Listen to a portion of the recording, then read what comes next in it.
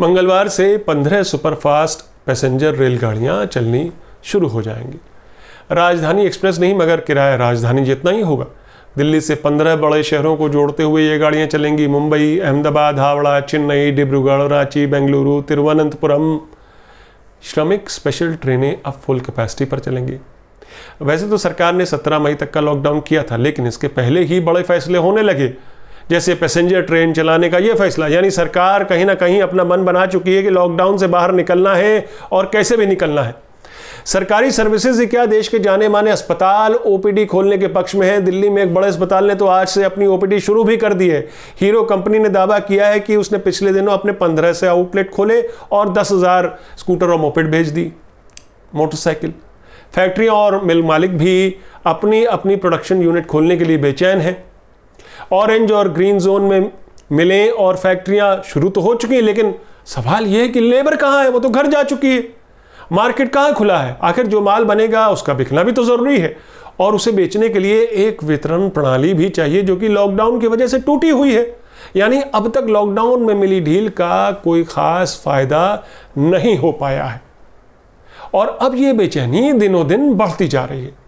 अब कोरोना ही नहीं, सरकार और राज्य सरकारों को आर्थिक बेचैनी भी सताने लगी है कि किस तरह देश की आर्थिक व्यवस्था को दोबारा पटरी पर लाया जा सके। कोरोना लॉकडाउन को 50 दिन होने को है। इस लॉकडाउन ने हमें, हमारी अर्थव्यवस्था को कई मायनों में हैंडीकैप कर दिया है। इस हैंडीकैप को ख़त्म करना होगा। दूसरे देश भी यही कर रहे हैं, लेकिन एक फ़र्क है और वो फ़र्क काफ़ी बड़ा है। और वो फ़र्क यह है कि यूरोपीय देशों में जहाँ कोरोना ने हाहाकार मचाया वहाँ मौत का सिलसिला कम हुआ है, गति धीमे पड़ी है। लेकिन भारत में पिछले 10 दिनों में कोरोना ने अपना गुस्सैल रूप दिखाया है। अभी कल ही देश भर में 4200 नए कोरोना पॉजिटिव के मामले सामने आए हैं। 4200। अमूमन कोरोना से रोज 100 मौत हो रही है। यानी यूरोपीय देश के मुकाबले हमारी स्थिति बिल्कुल विपरीत है। अब कोरोना लॉकडाउन शुरू हुआ था तो 550 मामले और लगभग 20 मौत थी। 25 मार्च की बात कर रहा हूं मैं। आज लगभग 50 दिन बाद कोरोना से भारत में 2200 से ज्यादा मौत हो चुकी। यानी समझ रहे हैं ना आप, कोरोना का ग्राफ बढ़ रहा है, मौत का ग्राफ ऊपर जा रहा है, और हम बात कर रहे हैं लॉकडाउन खोलने की और ढील देने की। ट्रेनें चल चुकी हैं, बसें चल रही हैं, और बाज़ार आगे कितने खुलेंगे, कैसे खुलेंगे, इस पर प्रधानमंत्री की बैठक भी हुई आज, जिसके बारे में आगे बात करूंगा।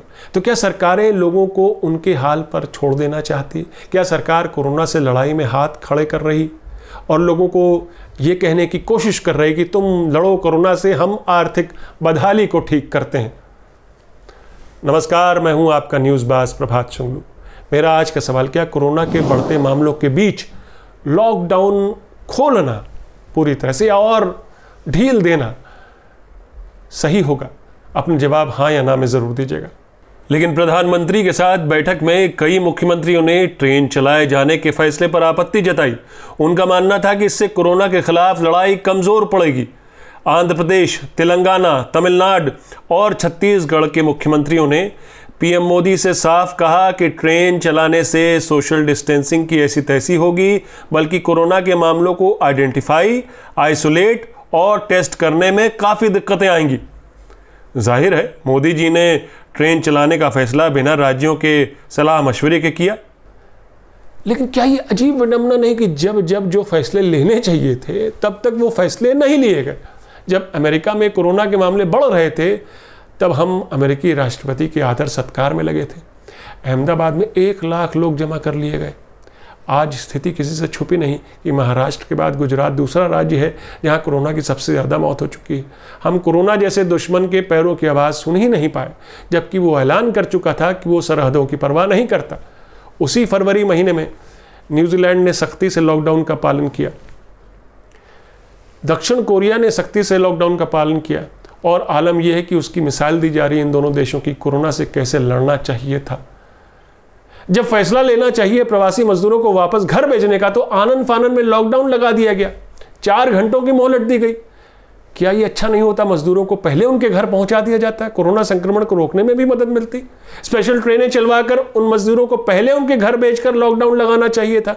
नतीजा ये हुआ कि लाखों प्रवासी मजदूर दूसरे राज्यों में फंस गए, रोजी रोटी गई और खाने पीने की जो दिक्कतें पेश आई कि उन्होंने एक दिन फैसला किया कि वो पैदल ही अपना रास्ता तय करेंगे, अपने घर पहुंचेंगे और निकल पड़े सड़क पर। फिर सवाल उठता है कि जब लॉकडाउन खोलने का मन था तो श्रमिक ट्रेनों से मजदूरों को वापस क्यों भेजा गया 6 हफ्ते बाद, और वो भी उन गरीब मजदूरों से ट्रेन का किराया लेकर, और फिर झूठ बोला गया कि हमने तो 85% का डिस्काउंट दिया है। लेकिन ऐसे भी कुछ अभागे थे जो श्रमिक स्पेशल ट्रेनों में भी जगह नहीं पा पाए और खुद उसी रेल पटरी के सहारे अपने घर को निकल पड़े। लेकिन उनके गमछों में बंधी रास्ते की रोटियां भी उन्हें नसीब नहीं हो पाई। थके हारे मजदूर उसी रेल ट्रैक पर सो गए। सवेरे ट्रैक पर रोटियां बिखरी पड़ी थी, चप्पलें बिखरी पड़ी थी और साथ ही 16 लाशें। मुझे याद आती है धूमिल के नाम से मशहूर सुदामा पांडे की ये कविता, एक आदमी रोटी बेलता है, एक आदमी रोटी खाता है, एक तीसरा आदमी भी है जो ना रोटी बेलता है ना रोटी खाता है, वह सिर्फ रोटी से खेलता है। मैं पूछता हूं यह तीसरा आदमी कौन है? मेरे देश की संसद मौन है। लेकिन आप देखिए, जो मजदूर बिहार अपने गांव पहुंच रहे हैं उनमें से बहुत तो कोरोना पॉजिटिव निकल रहे हैं। पिछले दिनों अलग अलग राज्यों से 20,000 से ज़्यादा प्रवासी मजदूर बिहार पहुंच चुके हैं। बिहार सरकार ने 1,000 लोगों के रैंडम कोरोना टेस्ट किए तो उनमें से 44 लोगों को कोरोना पॉजिटिव निकला। और अब बिहार सरकार कह रही कि उसके पास इतने टेस्ट करने के साधन नहीं है, वो तो रेड जोन से आए लोगों का ही टेस्ट करेगी। यानी ये मुमकिन हो सकता है कि कुछ लोग कोरोना पॉजिटिव हों लेकिन उनका पता ना चले क्योंकि उनका टेस्ट नहीं हो पाया। यानी ऐसा कोई भी शख्स जब घर वापस पहुंचेगा तो वो कोरोना फैलाएगा। यानी देख रहे हैं ना आप, हम यूरोपीय देशों की नकल तो करना चाहते हैं, उनकी तरह ताली बजाना चाहते हैं, दिया और मोमबत्ती जलाना चाहते हैं और उन्हीं की तर्ज पर अब लॉकडाउन भी खोलना चाहते हैं। लेकिन क्या उनके हालात में और हमारे हालात एक जैसे हैं? हमारे सामने Germany, France, Ireland, Belgium, Netherland, Austria जैसे यूरोपीय देश अलग अलग तरीक़ों से लॉकडाउन खोल रहे ही हम देख रहे हैं। अलग अलग चरणों में बाज़ार, हेयर और ब्यूटी सैलून, पार्लर, स्कूल खोले जा रहे हैं। जर्मनी तो देश में फुटबॉल का सबसे बड़ा आकर्षण बुंडेसलीगा भी कराने के पक्ष में है। लेकिन जर्मनी से खबरें भी आ रही हैं कि लॉकडाउन में ढील दिए जाने के बाद कोरोना मामले फिर बढ़ने शुरू हो गए हैं। लॉकडाउन खुलने के बाद चीन के वुहान में भी कोरोना के नए मामले सामने आने लगे हैं। लेकिन इन देशों में क्या भारत ऐसी किसी स्थिति की तैयारी कर चुका है? इन देशों से अलग क्या हम ऐसी तैयारी कर चुके हैं? क्या ऐसे मंजर के बारे में सोचकर कोई रणनीति तैयार कर ली गई है? क्या हमने इतने टेस्ट कर लिए हैं? क्या हम तैयार हैं कि हमारे अस्पताल ज़्यादा लोड ले लेंगे एकदम से अगर इजाफा होता है तो? लॉकडाउन खुलने के बाद की बात कर रहा हूं मैं, क्योंकि ये सही है कि 735 जिलों में से 216 जिलों में अब तक कोरोना का एक भी मामला नहीं आया। 36 जिलों में पिछले 2 हफ्तों से कोई मामला रिपोर्ट नहीं हुआ और 29 जिलों में पिछले 3 हफ्तों में कोरोना का कोई मामला नहीं आया। लेकिन फिर भी महाराष्ट्र, गुजरात, दिल्ली, तमिलनाडु की हालत बिगड़ती जा रही है। महाराष्ट्र में कल ही 2000 नए मामले आए। तमिलनाडु में भी कोरोना मामलों की संख्या 7000 पार कर चुकी है।